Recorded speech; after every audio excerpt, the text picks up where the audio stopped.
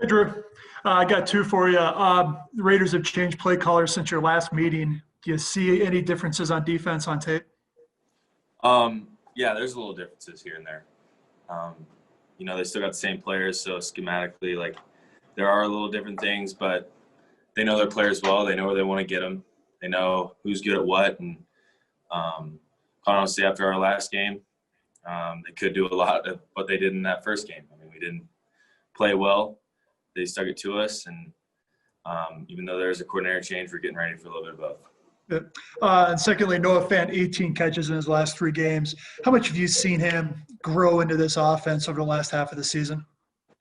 Yeah, he's grown a lot. I mean, it's, again, all plays that we knew he could make.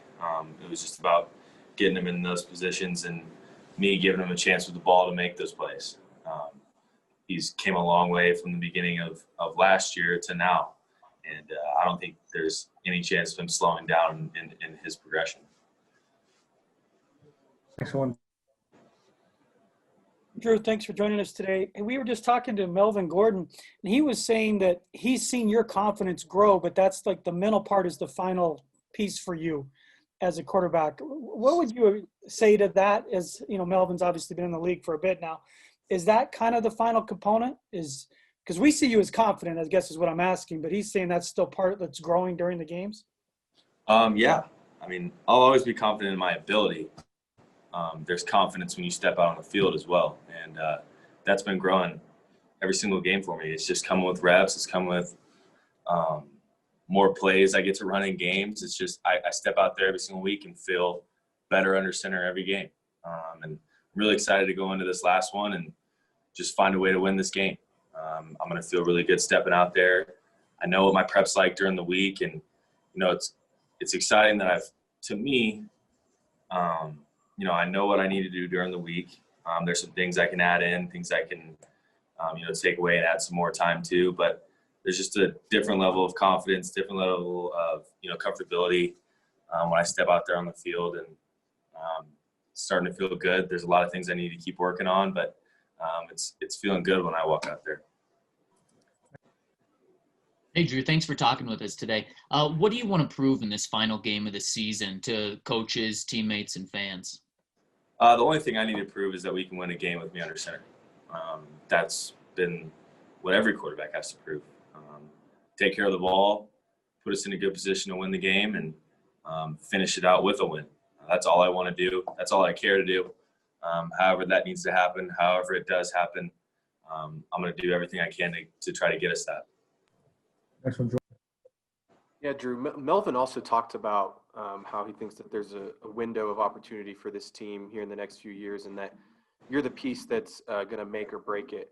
I know you've talked about it. That comes with every quarterback in the league. But do you feel that pressure of being the piece that could make or break the future of this franchise? Yeah, I know you feel that from day one. When you're playing quarterback for any team. So it's just a given pressure that is put on you, but it's one that I'm excited about.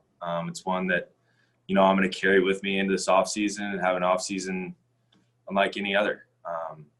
Last year with COVID and everything, and it was just weird. I was at home studying a playbook on my whiteboard, and the plan going into this year is extremely different, and I'm really excited for it. I'm excited to build in this offseason and be able to come back and be the guy for this organization and, really start to stake a claim that this is a team that needs to be watched out for. And yes, we do have a window of opportunity here, and it's a really big, awesome window of opportunity, and I'm really excited for it.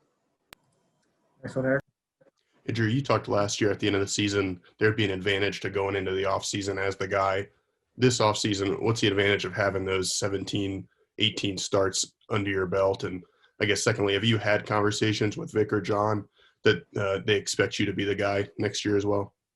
Nothing's set in stone, as is in every year in the NFL. But I think the biggest thing with having these games under my belt is being able to go back and watch myself at the end of this year and into the offseason.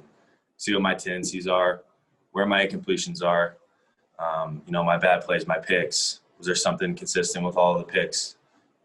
Where were my incompletions, like I said? Was it more to my right, so I need to push my shoulder out? Was it on this style of drop? Was it this style of drop? Watch the division. Because if you win your division, you're going to be pretty well set. So there's just a lot of things that unlike last year, I had the small sample size, and one was against Detroit, and just one was against Houston, where it wasn't exactly all of our conference or our division. Where now I have a solid foundation of what I feel like I need to do in this offseason, how to get better, and how to make those couple more steps to being a really, really good quarterback in this league. Time for a few more. Next one, Brandon.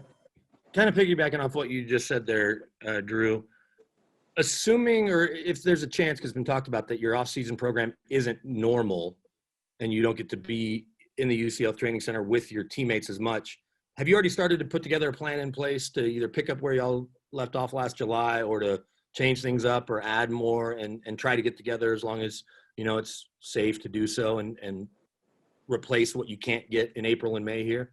Yes. I mean, this is all being said when it's safe to do so, as we've talked about before. But no, there has definitely been a plan in place. Been thinking about it. And, it's just last year I had an idea on what I needed to do. And this year, looking back on it, I had no idea what I needed to do. There's just a lot that comes with actually playing a full season of NFL football. You gain so much more knowledge. You have so much more stuff to look at and go back on and get better on. I'm going to focus on, majority of the bad stuff, majority of what I can do better, majority of, this is the style of footwork I took this year compared to last year. So I need to start repping this footwork more in the off season. There's just a lot of things that change and develop over time in this 1 year. And it's a lot of things I can go correct and make a lot better in this off season. Putting pen to paper, it's exciting for me. It's exciting for me to actually be able to sit back and see it and realize what I need to get better at. Next one, Andrew.